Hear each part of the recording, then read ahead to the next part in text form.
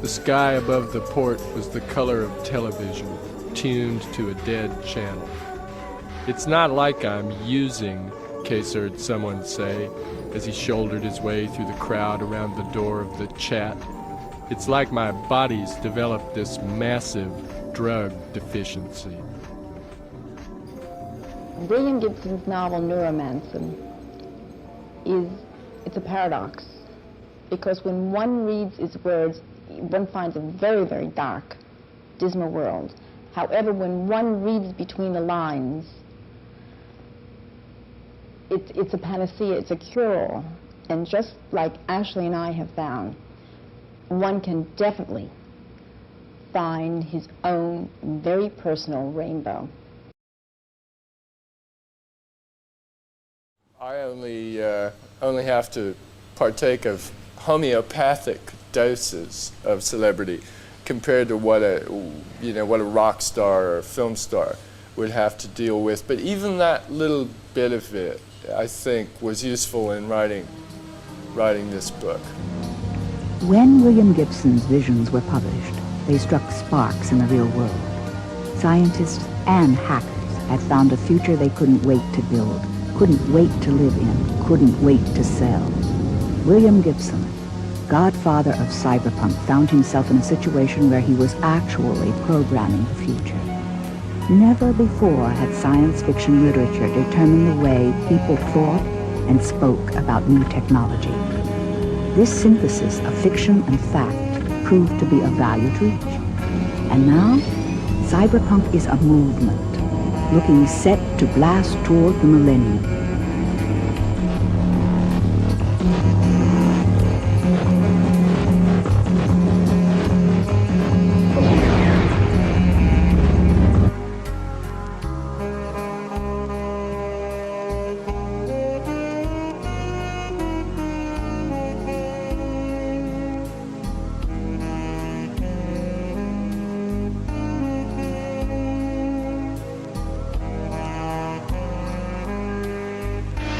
Why would anybody watch a scum show like Videodrome?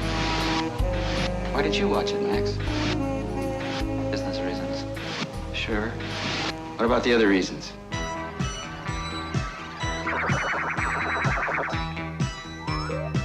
Max Wren is a victim. I woke up with a headache. He has been exposed to Videodrome. I've been hallucinating for a while, ever since... What? Since I first saw Videodrome. His brain is already receiving video images. I think that massive doses of Videodrome signal will ultimately produce and control hallucination to the point that it will change human reality. Soon, his visions will coalesce and become uncontrollable flesh. Videodrome is seducing Max Wren.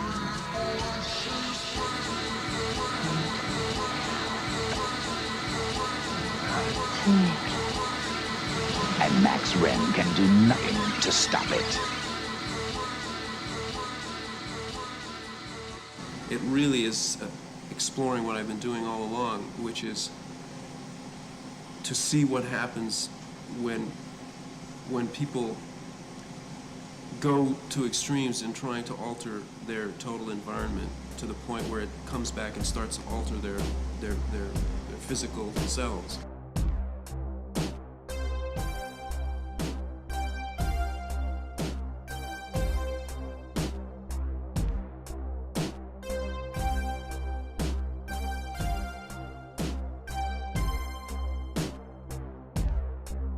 This, I think, is one of the linchpins of Dune's importance, that it ever actually got made. It was a book that shouldn't have been shot. It was a script that couldn't have been written. It was a directorial job that was beyond anyone's doing. It was a production that would beggar the imagination and bankrupt 3 studios. It was a production that could not possibly be marketed in any way that anyone could understand or that they would go to. It didn't hit its audience. It looked like it insulted its audience. It looked like it defamed its originator, and yet the film was made.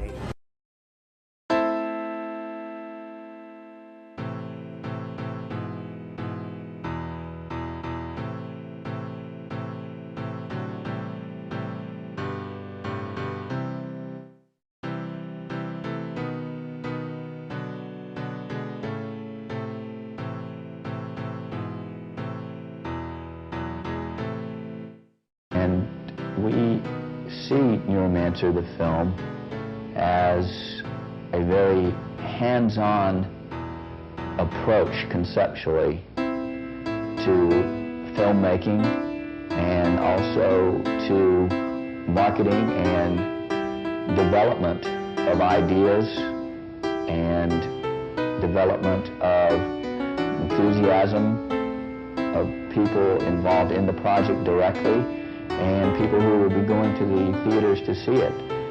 It's a completely interactive concept behind the film, and we hope to involve as many people as possible on as many different levels as possible, and we're looking for the hit of 1988 in Neuromancer.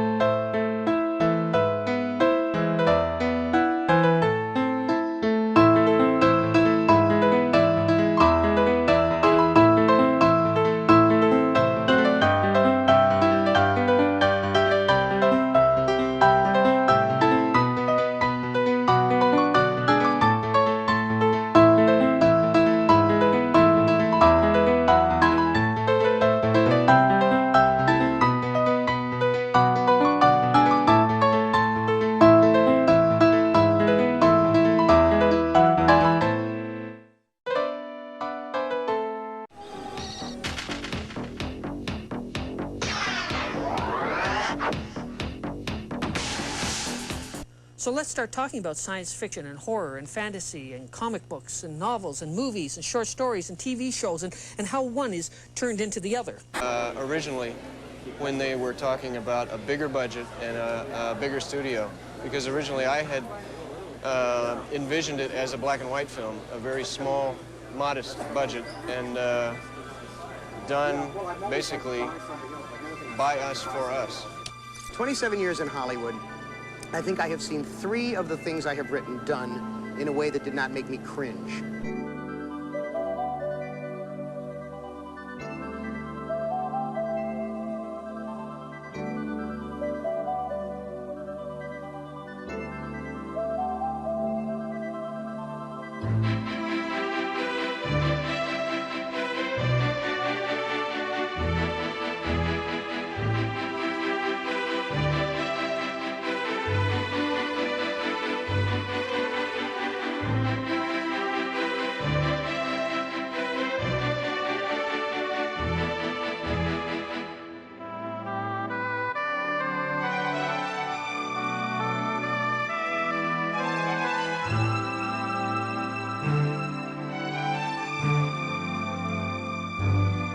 The digitalization of media will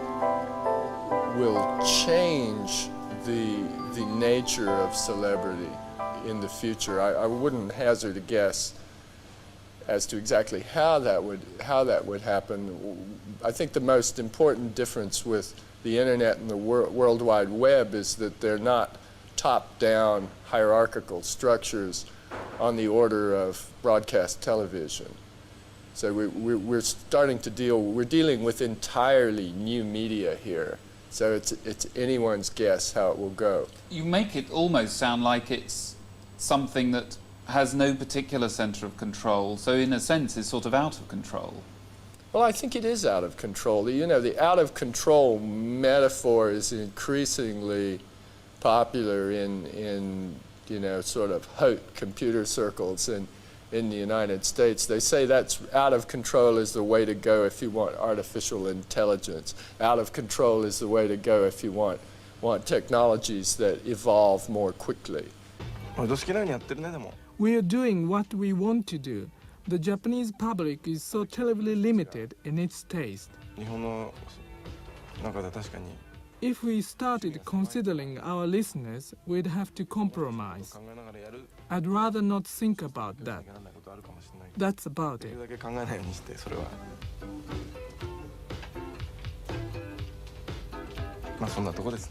There is no point in doing it at all if you have to compromise.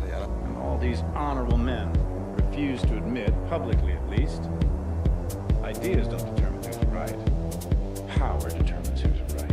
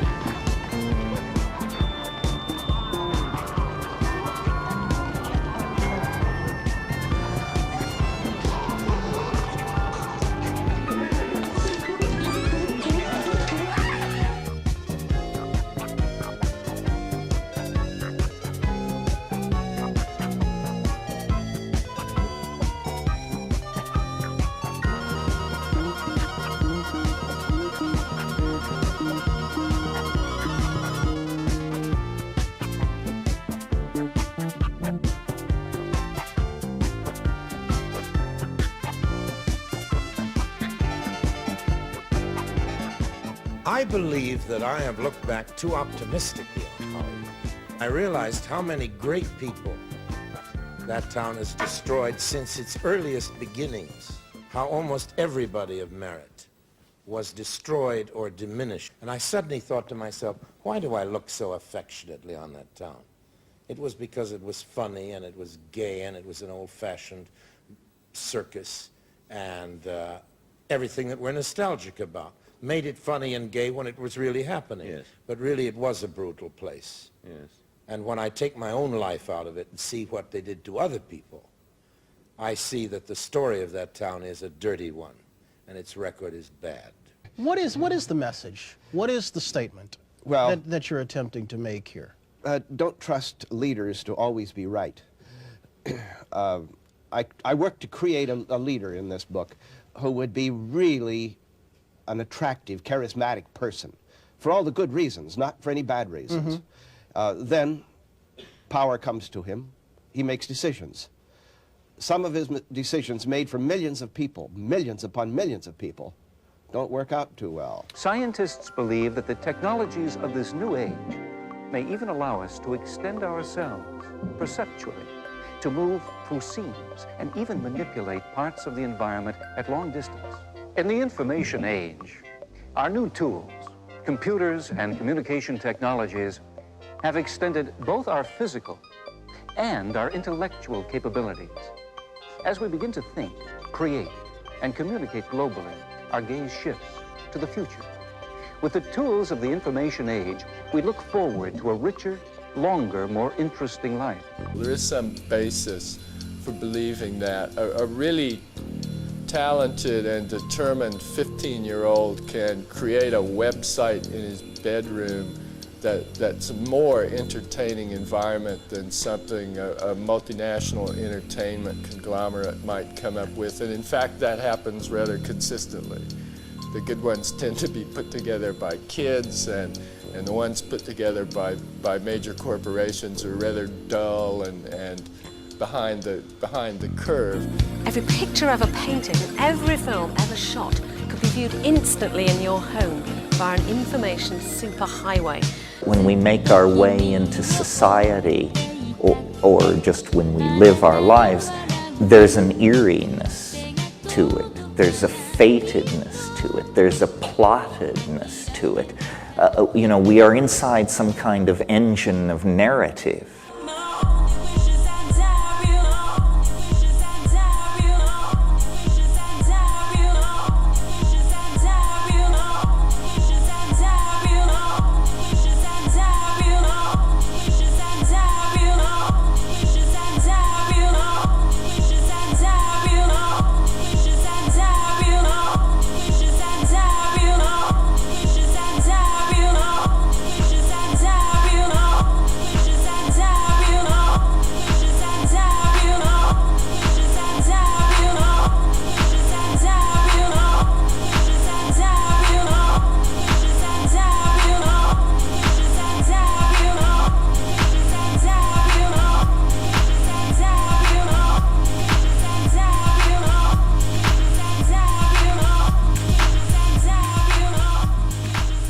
I can't tell you how many times I've been in a room with a network or studio executive and been arguing a plot point, and they said, it's sci-fi, it doesn't have to make sense. We can make whatever we want to make. How do you feel when they say that? Well, it's ridiculous. They try and apply a different set of rules to science fiction and say, well, it doesn't matter. It doesn't have to be logical at all. It does, and the fault is theirs for not seeing that.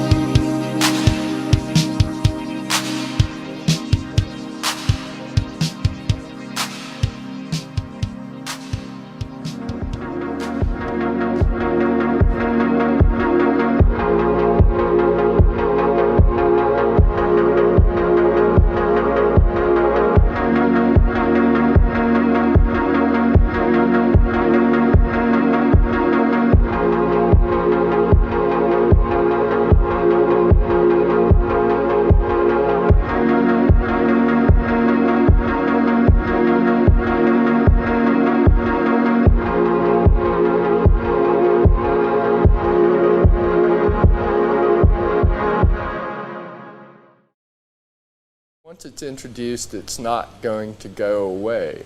The only reason it ever goes away is if there turns out to be no market for it.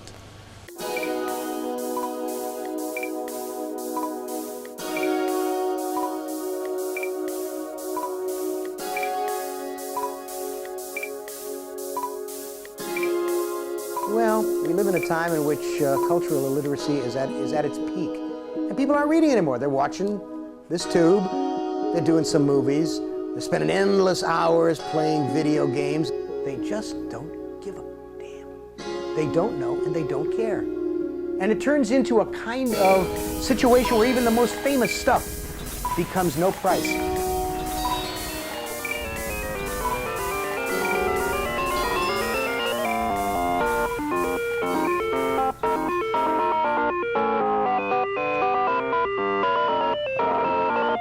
And people were sort of running through the halls saying, look at this, look at this. It just was so great. I mean, what they've done for Neuromancer as a movie property is obviously reflected back well on the book. 10 top movie properties and say which one is going to be a big hit. I'd put my money on Neuromancer.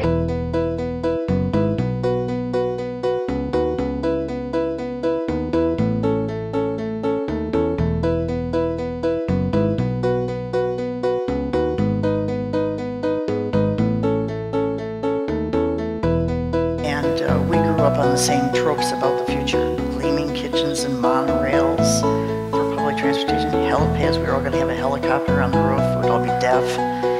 And then somewhere in the late 70s around, I remember the bar scene in Star Wars and Mad Max. The vision, the kind of pop entertainment vision went from utopian to dystopian.